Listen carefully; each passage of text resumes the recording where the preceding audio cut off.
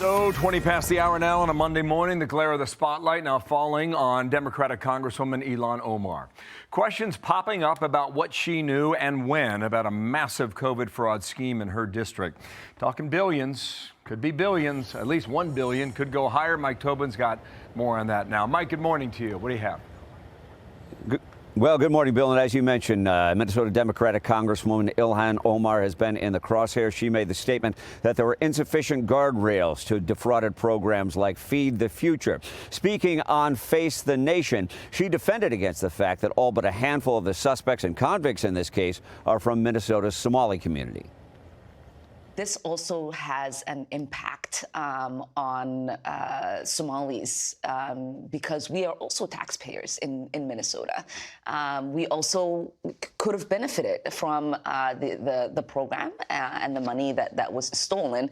And so it's been really frustrating for people to not acknowledge the fact that we're also, as Minnesotans, as taxpayers, really upset and angry about the fraud that has occurred. Analysts with whom we have been speaking say it's unlikely Omar would not have some exposure to the corruption. She introduced a legislation that created the program that was defrauded to the tune of $250 million. She also held a victory party in 2018 at a restaurant called Safari, owned by Salim Ahmed Saeed, a major player convicted in the scheme. I think all this will be investigated very thoroughly because there's really a national spotlight on Minnesota and all its problems. I mean, this is a scandal that is by far the biggest in state history. White House Deputy Chief of Staff Stephen Miller said on Friday the Somali fraud will prove to be the greatest theft of taxpayer dollars through welfare in U.S. history. And he says we have only begun to scratch the surface of how bad it is. Okay. Bill? All right, Mike. Fox weather tells me it's 10 degrees in Minneapolis where you are. Wind chill -2. But Tobin is tough because he has summited Mount Everest. Thank you, Mike. Talk soon. Thank you. Got it, pal. Dana. Let's bring in Kayleigh McEnany. She's host of Saturday in America, co-host of Outnumbered. You can find her everywhere, and we love it.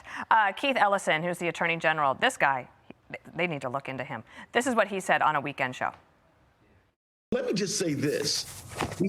We all want to protect the public dollar. We want to prosecute people who engage in fraud. We are up for that. But we can't do it on a partisan basis. We got to do it together. We can't use incidents like this to score a political point. But as I pointed out last week on this show and on the 5, so he is the Attorney General there, used to run the DNC. He solicited political contributions from these groups that were stealing the money. And then when they were asking about these investigations into them, he said, don't worry, I'll tell them to knock it off. Right. And he could have used a little more fervor in telling them to knock it off if he ever even did so, because it didn't stop. The real scandal of all this, Dana, is when you go down that New York Times story that brought a lot of light to this issue, you find that in 2022, most of these prosecutions were underway or starting up. That was Merrick Garland. That was Joe Biden. Merrick Garland called this the country's largest pandemic relief fraud scheme. So where was the sprawling Biden-era investigation? His DOJ was working on it, but I asked Kelly Loeffler at SBA on Saturday, did your predecessor at SBA look into this? She said no. In fact, there were flags on loans for potential fraud in Biden's SBA, and they just let them out the door. So where was the Biden investigation? Where was the Keith Ellison investigation? This was known back in 2022. Ilhan Omar has taken a lot of questions on this. Scott Bessent went after her on CBS on Sunday. Watch it. I can tell you that, it's terrible. Representative Omar tried to downplay it, said, oh, it was very, it was very tough to know how this money should be used. Yeah. She was gaslighting the American people. When you come to this country, you got to learn which side of the road to drive on. You got to learn to stop at stop signs, and you got to learn not to defraud the American people. I interpret that for you. I'll translate it. He's saying no excuses here.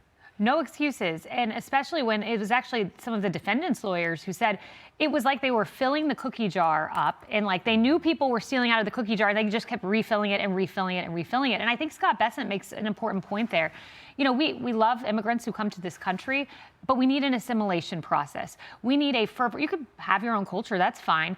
But a fervor for the American dream, a love for this country, an appreciation for taxpayer dollars, an appreciation for the values that bind us together despite our different cultures, backgrounds, languages, et cetera. I think that's an important point you've heard Bessent make, Stephen Miller as well. Speaking of Stephen Miller, so he has commented on this. We showed the clip at the beginning in the Hannity show. She responded yesterday saying that it's like talking to a Nazi.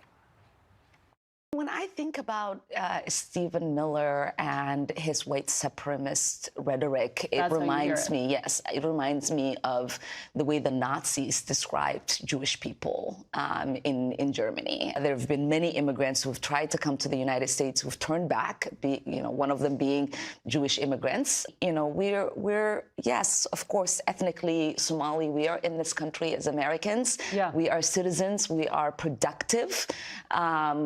Part of this nation, and we will continue to be. I think you know Stephen Miller well.